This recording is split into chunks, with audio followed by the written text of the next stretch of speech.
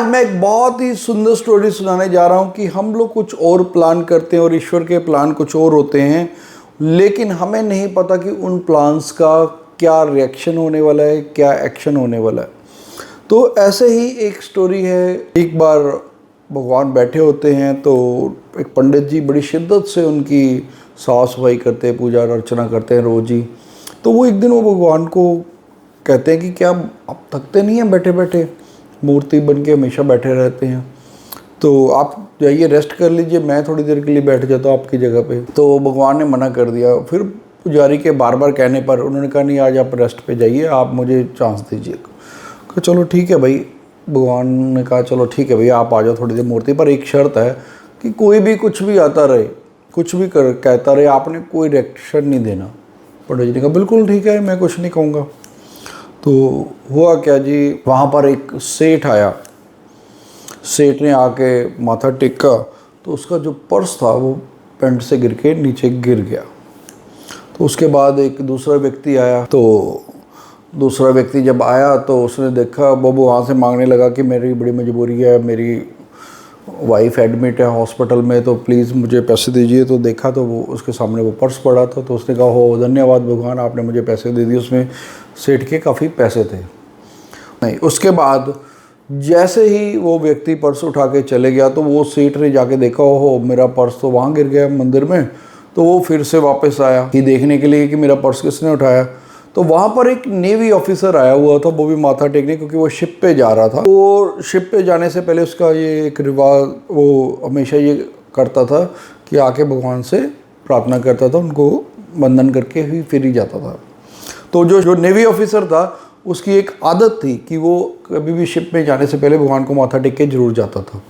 तो वो जैसे माथा टेकने आया हुआ था तो वो सेठ ने आके उसको पकड़ लिया। तो सेठ ने बोला कि निकाल मेरा पर्स। नेवी ऑफिसर को कहता मैंने कौन सा आपका पर्स उठाया? कहता नहीं, अभी मेरे बात हो ही आया अंदर, तो तू मेरा पर्स निकाल। तूने उसने जी, नेवी ऑफिसर ने कहा मैंने कोई पर्स नहीं उठाया। तो तुम एम हो गई, बात बिगड़ गई। तो अब इस जो पुजारी जो भगवान बना बैठा था उससे रहा नहीं गया। तो उसने बीच में इंटरफेयर आ गया, कहता नहीं इसने तुम्हारा पर्स नहीं उठाया, वो दूसरा व्यक्ति वो बाहर जा रहा है, उसने तेरा पर्स उठाया। तो उस सेठ ने कहा ये तो भगवान बोल रहे, फिर तो सच ही है। वो भागा गया, उस व्यक्ति को रोका तो उसमें से पर्स भी मिल गया उसको और उसको पुलिस के हवाले कर दिया। जब भगवान वापस आए शाम को, कहते हाँ भाई ठीक है।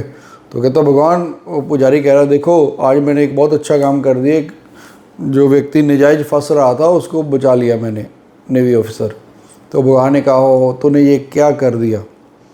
तेरे को मैंने बोला था कि तूने कोई भी रिएक्ट नहीं करना, तो तूने क्यों रिएक्शन दिया, तूने क्यों बीच में इंटरफेयर किया? तो पुजारी ने कहा तो इसमें क्या हो गया, मैंने तो सही काम किया है। तो भगवान ने कहा नहीं, ये तूने बहुत गलत काम कर दिया। अब ये सारी मेरी माया की रचना थी कि देखो वो नेवी ऑफिसर को उसने पुलिस को अरेस्ट करवाना था। नेवी ऑफिसर की रात को शिप थी, जिस शिप में वो जाने वाला वो शिप डूबने वाली, तो इसकी जान बचानी ज़रूरी थी। ये हर बार मेरे को वंदन करके जाता है और मेरे से इजाज़त लेके जाता है, माथा टेक के जाता है हर बार जब भी शिप पे जाता है। और वो जो गरीब व्यक्ति था उसकी बीवी इलाज से मर रही थी, तो उसको पैसे की ज़रूरत थी। ये तो सेठ आदमी, इसको कोई फ़र्क नहीं पड़ना था, इसको मैंने और पैसे दे देने थे कहीं से, तो वो उस गरीब आदमी को पैसे मिल जाने थे।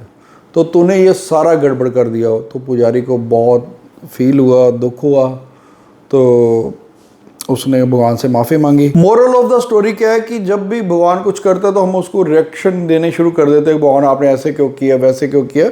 हमें नहीं पता होता कि हो सकता है उससे बड़ी मुसीबत आनी हो, छोटी सी मुसीबत में भगवान ने हमारा गुजारा कर दिया, या अगर कई बार कुछ हमारा नुकसान भी होता तो उसमें भी हो सकता है अल्टीमेटली हमारा कोई फ़ायदा हो।